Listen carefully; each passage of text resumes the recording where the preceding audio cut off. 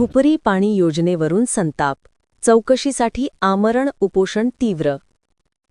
हुपरी शहरासाठी महाराष्ट्र सुवर्णजयंती नगरोत्थान महाअभियानाअंतर्गत मंजूर झालेल्या सुमारे 46 कोटी रुपयांच्या पाणीपुरवठा योजनेभोवती गेल्या काही महिन्यांपासून वादाचे वातावरण निर्माण झाले आहे.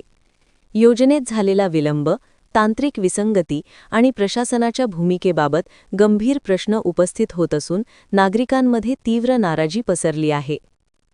या पार्श्वभूमीवर अखिल भारत हिंदू महासभा हुपरी शहरच्या वतीने उच्चस्तरीय चौकशीची मागणी करत हुपरी नगरपरिषद कार्यालयासमोर बेमुदत आमरण उपोषण सुरू करण्यात आले आहे.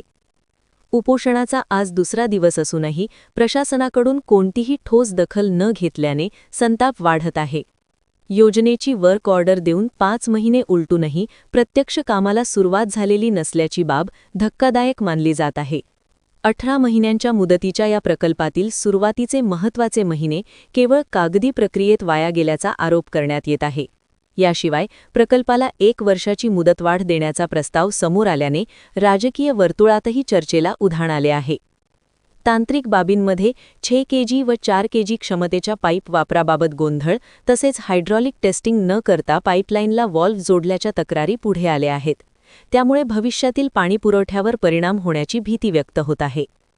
द निसर्ग कन्सल्टन्सी व संबंधित सल्लागारांच्या कामकाजाची स्वतंत्र चौकशी, थर्ड पार्टी ऑडिट आणि ठेकेदारावरील दंड वाढवण्याची मागणी करण्यात आली आहे.